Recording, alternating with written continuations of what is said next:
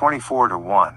Be not thou envious against evil men, neither desire to be with them. 24-2. For their heart studieth destruction, and their lips talk of mischief. 24-3. Through wisdom is an house builded, and by understanding it is established. 24-4. And by knowledge shall the chambers be filled with all precious and pleasant riches. 24-5. A wise man is strong, yea, a man of knowledge increaseth strength. 24-6. For by wise counsel thou shalt make thy war, and in multitude of counselors there is safety. 24-7. Wisdom is too high for a fool, he openeth not his mouth in the gate. 24-8. He that deviseth to do evil shall be called a mischievous person. 24-9. The thought of foolishness is sin, and the scorner is an abomination to men. 24-10. If thou faint in the day of adversity, thy strength is small. 24-11. If thou forbear to deliver them that are drawn unto death, and those that are ready to be slain. 24-12. If thou sayest, Behold, we knew it not, doth not he that pondereth the heart consider it? And he that keepeth thy soul, doth not he know it? And shall not he render to every man according to his works? 24-13. My son, eat thou honey, because it is good, and the honeycomb, which is sweet to thy taste. 24-14. So shall the knowledge of wisdom be unto thy soul. When thou hast found it, then there shall be a reward, and thy expectation shall not be cut off. 24-15. Lay not wait, O wicked man, against the dwelling of the righteous, spoil not his resting place. 24-16. For a just man falleth 7 times, and riseth up again, but the wicked shall fall into mischief. 24-17. Rejoice not when thine enemy falleth, and let not thine heart be glad when he stumbleth. 24-18. Lest the Lord see it, and it displease him, and he turn away his wrath from him. 24-19. Fret not thyself because of evil men, neither be thou envious at the wicked. 24-20. For there shall be no reward to the evil man, the candle of the wicked shall be put out. 24-21. My son, fear thou the Lord and the king, and meddle not with them that are given to change. 24-22. For their calamity shall rise suddenly, and who knoweth the ruin of them both? 24-23. These things also belong to the wise. It is not good to have respect of persons in judgment. 24-24. He that saith unto the wicked, Thou art righteous, him shall the people curse, nations shall abhor him. 24-25. But to them that rebuke him shall be delight, and a good blessing shall come upon them. 24-26. Every man shall kiss his lips that giveth a right answer. 24-27. Prepare thy work without, and make it fit for thyself in the field, and afterwards build thine house. 24-28.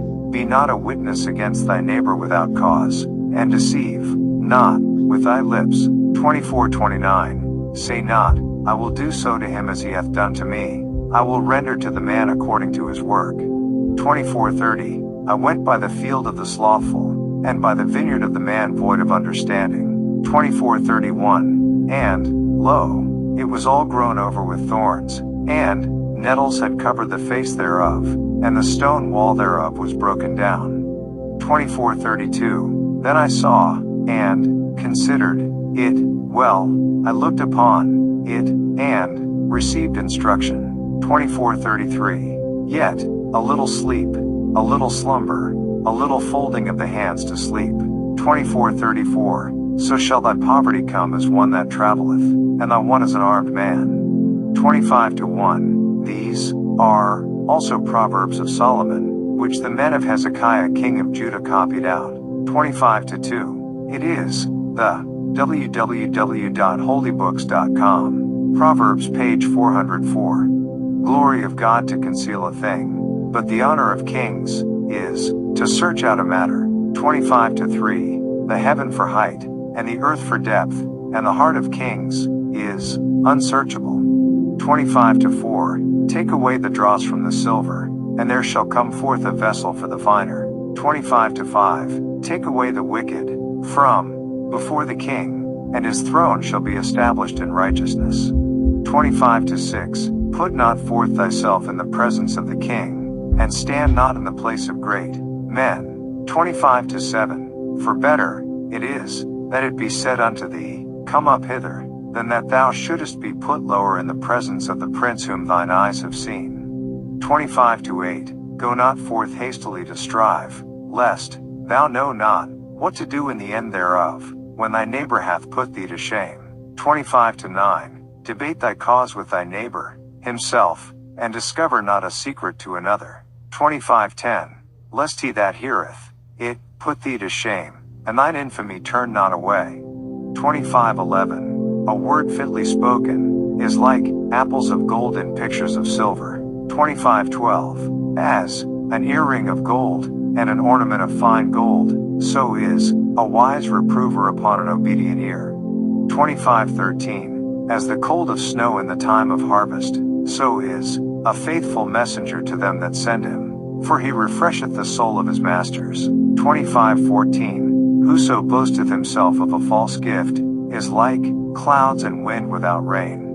25-15, by long forbearing is a prince persuaded, and a soft tongue breaketh the bone. 25-16, hast thou found honey? Eat so much as is sufficient for thee, lest thou be filled therewith, and vomited.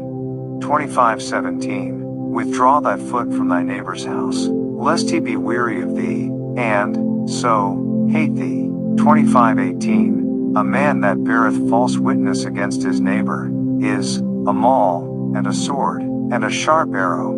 25-19, confidence in an unfaithful man in time of trouble is like a broken tooth, and a foot out of joint.